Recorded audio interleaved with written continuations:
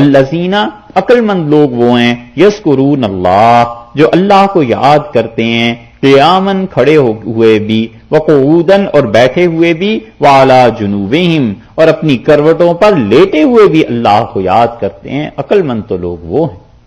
اللہ کا ذکر اللہ کی یاد اس سے پتہ چلتا ہے کہ وہ لوگ کیا کرتے ہیں. ایک تو دائماً ذکر کرتے رہتے ہیں ہر حال میں اللہ کو یاد کرتے رہتے ہیں. اللہ کی یہ یاد ہے یہ آخر چیز کیا ہوئی. اللہ تعالیٰ کی ایک یاد تو یہ ہے جو انسان زبان سے کرتا ہے اور اس کے بھی کئی درجے ہیں. مثلا ایک انسان زبان سے استغفار کرتا ہے یہ بھی اللہ کی یاد ہے. درود شریف پڑھتا ہے یہ بھی اللہ کی یاد ہے. نماز پڑھتا ہے تو یہ اللہ کی یاد ہے فرض کے درجے کی. اور اسی طرح کوئی اور چیز کرتا ہے بعض چیزیں اس میں سے سنت میں سے ہیں بعض چیزیں مستحب ہیں. مثلا درود شریف پڑھتا ہے رسول اللہ صلی اللہ علیہ وسلم پر یہ بھی اللہ کی یاد ہے. یہ ساری چیزیں ہیں.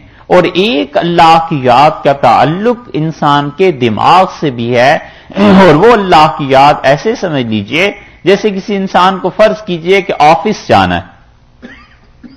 جو ہی آنکھ کھلی ذہن میں یہ آیا آفس جانا ہے. ناشتہ کرنے بیٹھے پھر خیال آتا ہے اچھا آفس ابھی جانا ہے. گھڑی دیکھتا ہے اچھا آفس جانا ہے. واش روم میں گیا آفس جانا ہے. گاڑی کی چابی دیکھی آفس جانا ہے. بار بار دماغ میں یہ بات کلک کر رہی ہے نا کہ یہ کام کرنا ہے یہ کام کرنا ہے. بس ایسے اللہ کے ساتھ تعلق پیدا ہو جائے کہ ہر لمحہ خدا کی یاد ایسے آتی رہے کہ اللہ نے اس موقع پہ کیا کہا ہے میرے لیے اس موقع پہ کیا حکم ہے. یہ جو خریداری کرنے جا رہا ہوں اللہ تعالیٰ نے کیا اس میں حکم دیا ہے. یہ جو چیزیں پیسے خرچ کر رہا ہوں خدا کا کیا حکم ہے. نماز پڑھ رہا ہوں یہاں اللہ کا کیا حکم ہے. یہ بار بار جو اللہ کے ہونے کی بات ذہن میں آتی رہتی ہے یہ اللہ کی یاد ہے. اور کسی آدمی کا حال یہ بن جائے تو وہ سب سے افضل طریقہ ہے خدا کی یاد. اس میں صرف ایک استثناء ہے اور وہ اس جگہ پر ہے وہ ایکسیپشن اس جگہ پر ہے جہاں رسول اللہ صلی اللہ علیہ وسلم نے کہیں فرض واجب زبان کا قرار جو ہے وہ ضروری قرار دیا ہے جیسے نماز ہے جیسے اور چیزیں ہیں. اس کے علاوہ عمومی طور پر فکر آدمی کی تبدیل ہو جائے ذہن تبدیل ہو جائے اور ہر معاملے میں اللہ کا حکم یاد کرنے لگے اور اللہ کے حکم پہ عمل کرے اور بار بار حق تعالی شانہ کا خیال آتا رہے شکر سے آتا رہے. خوشی کی چیز دیکھی ذہن میں شکر اللہ کے شکر کی کیفیت پیدا ہو گئی. برائی کی چیز نظر آ گئی استغفار کی کیفیت پیدا ہو گئی. غم کی چیز نظر آ گئی اللہ کے پناہ کی کیفیت پیدا ہو گئی. ذہن اس کے مطابق چلتا رہتا ہے کام کرتا رہتا ہے. یہ اللہ کی یاد ہے. اللہ نے فرمایا وہ کھڑے ہوئے بھی بیٹھے ہوئے بھی کروٹوں پر لیٹے ہوئے بھی مجھے یاد کرتے ہیں. یہ ہے وہ ذکر کی چیز. اور اسی طرح یہ بھی ذکر میں شامل ہے کہ آدمی کھڑے بیٹھے لیٹے ہر حال میں اپنے رب کو اپنی زبان سے یاد کرتا رہے اللہ سے معافی مانگتا رہے خدا کی تسبیح کرتا رہے خدا کی حمد و ثنا کرتا رہے اپنی زبان میں اللہ کی تعریف کرتا رہے کہ خدایا یہ سب چیزیں تیری ہیں. اللہ میں عاجز بندہ ہوں خدایا تجھ سے معافی مانگتا ہوں. اپنی زبان میں خدا کو یاد کرتا ہے. یہ سب اللہ کی یاد ہے. اللہ نے فرمایا یذکرون اللہ قیاما وقعودا وعلی جنوبہم اور عقل مند لوگ تو وہ ہیں جو اللہ کو یاد کرتے ہیں کھڑے ہوئے بھی بیٹھے ہوئے بھی اپنی کروٹوں پر بھی ویتفکرون اور وہ غور کرتے رہتے ہیں. یتفکرون دھیان کرتے ہیں کس چیز پر فی خلق السماوات والارض آسمانوں کی تخلیق پر دھیان جماتے ہیں اور اپنا دھیان جماتے ہیں زمین کی پیدائش پر کہ اللہ نے آسمانوں کو کیسے پیدا کیا اللہ نے زمین کو کیسے پیدا کیا یہ ساری کائنات آخر چل کیسے رہی ہے. یہ خدا کی طرف سے جتنی چیزیں ہیں اس پر وہ غور کرتے رہتے ہیں. یہ غور کرنے کی بات ابھی گزر چکی. اور پھر یہ سارا کچھ کرنے کے بعد دو صفات بیان کی عقل والوں کی ایک اللہ کا ذکر اور ایک اس کا فکر. دیکھا ایک ذکر کر دیا الذین یذکرون اللہ قیاما وقعودا وعلی جنوبہم اور وہ اللہ کو یاد کرتے ہیں کھڑے ہوئے بیٹھے ہوئے اور لیٹے ہوئے بھی.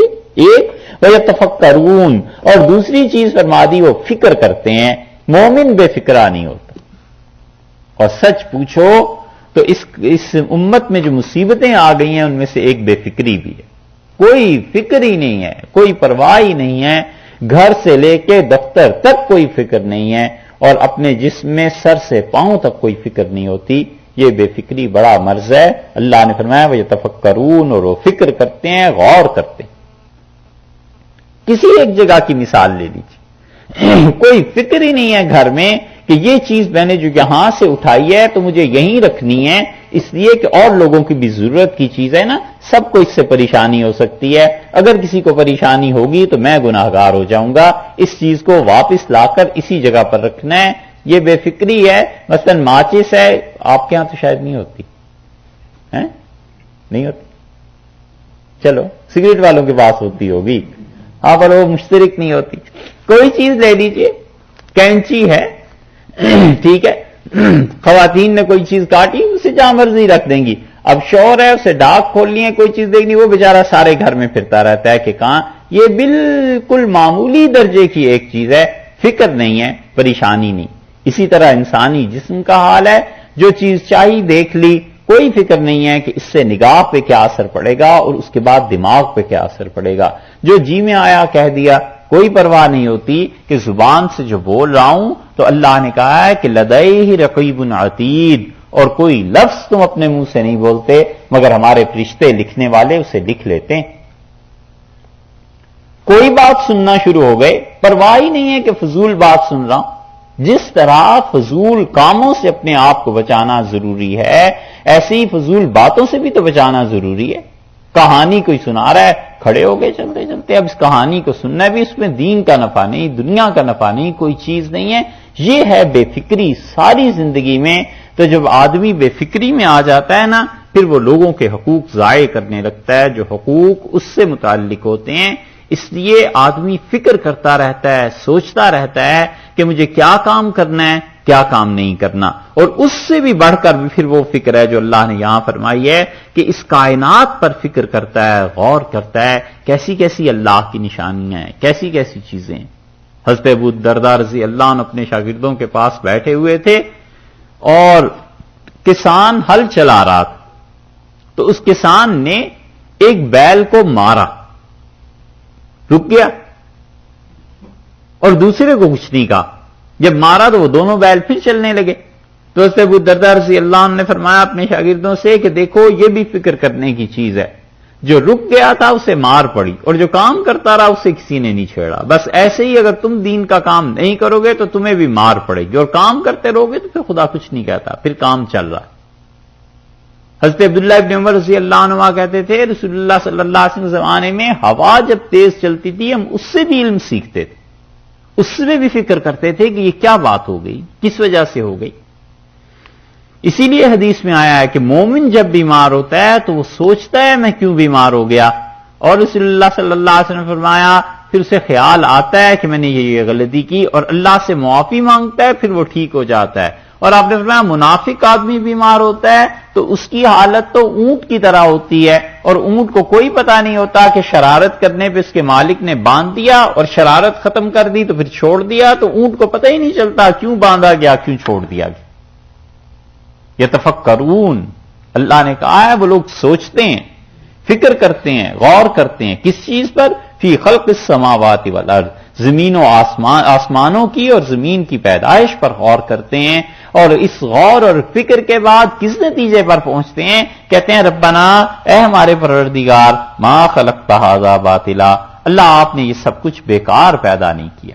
یہ ہوائیں جو چل رہی ہیں، یہ جو سمندروں کے پانی ہیں، یہ اس کی تہ میں جو مخلوقیں ہیں، اور اللہ یہ جو کائنات بنی ہے، اور یہ جو آسمان کا نظام ہے، اور یہ جو ہواؤں کے چلنے سے موسم بدل جاتے ہیں، اور خدا بندہ یہ جتنے مادے آپ نے پیدا کیے ہیں وہ ایک دوسرے کے ساتھ مل کے کیا سے کیا چیزیں بن جاتی ہیں. پانی کیسے بن گیا، ہائیڈروجن اور آکسیجن اور پتہ نہیں کیا کیا چیزیں ایک دوسرے سے مل کے اس کائنات میں سب کچھ جو ہو رہا ہے. ربنا ما خلقت ھذا باطلا، اللہ آپ نے یہ بیکار پیدا نہیں کیا، ضرور اس کے پیچھے کوئی نہ کوئی حکمت ہے. اللہ یہ تیری قدرت کا اظہار ہے، پروردگار یہ تیرے انعامات کا اظہار ہے.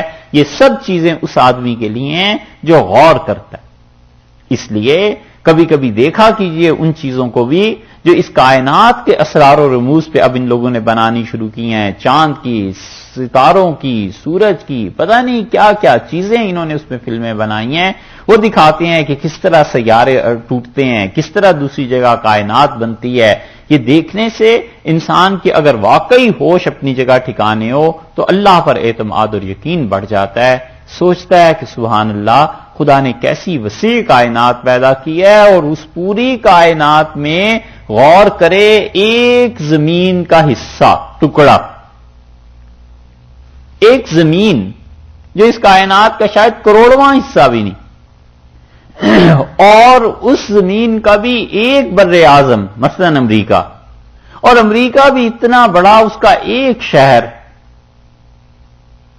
ایک صوبہ، اس کا بھی ایک شہر ارونگ، اور ارونگ میں بھی کتنی آبادی، اور اس میں بھی ایک آدمی خان صاحب، اور میں اپنے آپ کو بڑا سمجھ رہا ہوں، لا حول ولا قوت الا باللہ۔ کیا نسبت ہے تمہاری اس پوری کائنات کے ساتھ؟ اتنی بھی نہیں جتنی زیرے کو اونٹ سے ہو، تم کس کھاتے شمار میں میاں، تم کہاں سے بڑے؟ یہ اللہ کی پوری کائنات ہے، مالک نے پیدا کیا ہے، نظام کے ساتھ چلا رہا ہے، کس کی بڑائی سوائے اس مالک کے؟ ربنا ما خلقت ھذا باطلا، کہتا ہے پروردگار آپ نے یہ چیزیں بیکار پیدا نہیں کی، سبحانک، اللہ آپ کی ذات پاک ہے کہ کوئی ایسا کام کرے جس کام میں کوئی حکمت نہیں۔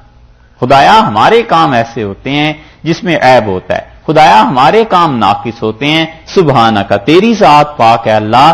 تو بس جب یہی ہے اور اللہ آپ کا کوئی کام بیکار نہیں اور اللہ آپ ہر عیب سے پاک ہیں، فقنا عذاب النار، سو ہمیں بچا لیجئے جہنم کی آگ سے۔ خدایا بس وہ جو آگ ہے نا، اس پہ تو ہی قدرت رکھتا ہے کہ انسان جلے بھی اور مرے نہیں، جلے بھی اور مرے نہیں، اور موت نہ آئے، اور یہی جسم پھیلتا چلا جائے اور اسی کا عذاب بڑھتا چلا جائے۔ رسول اللہ صلی اللہ علیہ وسلم نے فرمایا کافر کی داڑھ جہنم میں احد پہاڑ کے برابر ہو جائے گی چل چل کے، اتنی تکلیف، اتنے مسائل، فقنا عذاب النار، اللہ ہمیں بچا لے اس جہنم کی آگ سے۔